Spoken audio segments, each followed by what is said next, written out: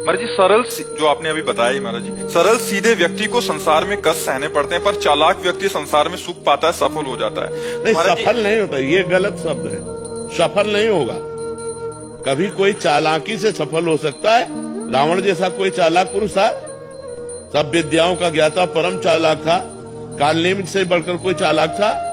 पूरी संजीवनी बूटी जैसी ही द्रोणागिरी में हर औषधि को कर दिया और साधु बनकर बैठ गया। हनुमान जी ने मार डाला, राम जी ने रावण को मार डाला, रहा न को कुल रोवन हारा।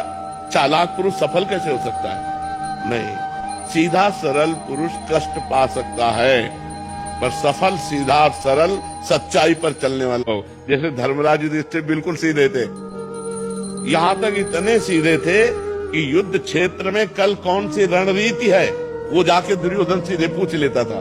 भ्राताश्री कल कौन सा चक्रव्यूह रचना है, तो वो बता देते थे। इसीलिए भगवान दो बैठक करते थे, एक युधिष्ठिर के साथ और एक युधिष्ठिर से अलग। युधिष्ठिर के साथ जो बैठक की वो चक्रव्यूह रचना ही नहीं होगी, क्योंकि वो दुर्योधन को पता हो। इतने सरल थे कि वो आके पूछ लेते, वो पूरी बात बता देते थे। तो आप देखो विनाश किसका हुआ? चतुर चालाक, जिसके साथ शकुनी, दुशासन, कर्ण, दुर्योधन के साथ इतने चालाकी की हद थे ये लोग। तो क्या ये लोग सफल हुए? नहीं, सफल हुए सीधे साधे युधिष्ठिर जी महाराज, और नाश हुआ उन चालाक पुरुषों का। तो चालाक पुरुष तुम्हें सफल होते नजर आएगा, लेकिन सफल नहीं हो सकता। सीधा साधा पुरुष तुम्हें दुख भोगते नजर आएगा, लेकिन वो दुख भोगेगा नहीं, आगे चलकर वही विजय को प्राप्त होगा।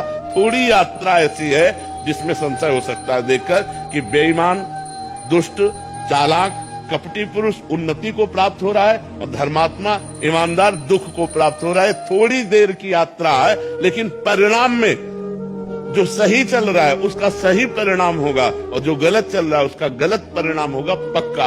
आज तक की पूरा सृष्टि का विधान ऐसा है। जी महाराज जी, लेकिन ट्रांसफर पोस्टिंग में कई बार चालाक लोग अच्छी जगह ले जाते हैं और सीधे सरल लोगों के ट्रांसफर कहीं भी नहीं ऐसा। वो देखो, दुर्योधन राजा बना कि नहीं बना? दुर्योधन राजा कुछ दिन के लिए बना कि नहीं बना? लेकिन 100 भाई मारे गए। असली में राजा हस्तिनापुर के महाराज युधिष्ठिर ही बने। थोड़ी देर के लिए वो पद वो दिखाई दे सकता है कि वो बेईमानी, चालाकी करके, फ्रॉड करके पद को प्राप्त कर लिया। ऐसा हो सकता है, मान सकते हैं, उसका पुण्य उसको साथ दे सकता है। लेकिन परिणाम, जो जीवन का परिणाम है, वो ये पद नहीं है। मरोगे तो तुम्हारे साथ पद नहीं जाएगा, तुम्हारे साथ रुपया नहीं जाएगा, तुम्हारी अच्छाई जाएगी, तुम्हारे सत्कर्म जाएंगे। और ये पक्की बात समझ लो कि जनता मूर्ख थोड़ी देर के लिए बन सकती, लेकिन जब आपके आचरणों का, और भगवान ऐसी बुद्धि भ्रष्ट कर देते हैं कि खुला आचरण, उसकी गंदगी सामने आ जाती है। आदमी की इज्जत चली गई तो किस योग रह गया? तो ये पक्का समझ लो, अच्छा पुरुष और धर्मात्मा पुरुष दुखी हो सकता है, लेकिन हार नहीं सकता। विजय को वही प्राप्त होगा।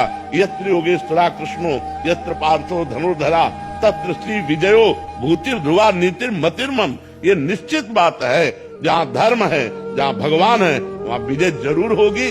थोड़ी देर के लिए, अब जैसे 12 वर्ष का वनवास, 1 वर्ष का अज्ञातवास महाराज युधिष्ठिर को हुआ, इतने धर्मात्मा होते हुए, और ये दुष्ट लोग मौज उड़ाते रहे, लेकिन परिणाम में महाराज युधिष्ठिर ही चक्रवर्ती सम्राट बने और 100 के 100 कौरव मारे गए। तो इसलिए हमें अपने मन को धर्म में ही लगाना चाहिए, चाहे थोड़ा दुख मिले, थोड़ा उन्नति कम दिखाई दे, लेकिन आगे चलकर वो उन्नति को प्राप्त होगा। धर्मात्मा दीपक की तरह जलता है, पर वो जलता रहता है, और अधर्मी हाइलोजन की तरह जलता है, पर फ्यूज हो जाता है। वो एकदम चढ़ा और एकदम फ्यूज हो गया, एकदम नष्ट हो गया। धर्मात्मा पुरुष दीपक की लौ की तरह जलता रहता है और अपने घर को प्रकाशित कर देता है। इसलिए धर्म से चलो, भगवान का आश्रय लो। बुरे आचरणों से कभी किसी का कोई लाभ नहीं हुआ, थोड़ी देर लाभ होते दिखाई दिया, लेकिन परिणाम में विनाश ही होगा, अशांति ही होगी। कभी पाप कर्म करने वाला, छल कपट करने वाला सुखी नहीं हो सकता। परिणाम में थोड़े दिन तो आपको लग सकता है कि सुखी हो रहा है, लेकिन फिर ऐसा रहेगा कि मिट्टी में मिल जाएगा, रहा न को कुल रोवन हारा। सामने से तो बहुत सुंदर दिखाई दे रहे, और पीछे जो पाप कर रहे तो मालिक देख रहा है, उसका हिसाब मालिक करेगा। मालिक की दुकान में है सबका जीवन खाता। पाई भर का भी चूक नहीं होती हमारे मालिक से। एक एक बात का हिसाब होता है। अगर हमने अंगुली भी उठाई है तो उसका भी हिसाब है कि क्यों उठाई और कैसे उठाई। परमात्मा सबको देख रहा है, इसलिए ये मत दे जानो कि कोई देख नहीं रहा है, हम अच्छाई कर रहे हैं, हमें बुराई पर बुराई मिलती चली जा रही, कोई हमारे देख नहीं, परमात्मा देख रहा है। और जो एक है कि मैं छल कपट बुराई से बढ़ रहा हूं, तो देख लेना तुम नष्ट हो जाओगे।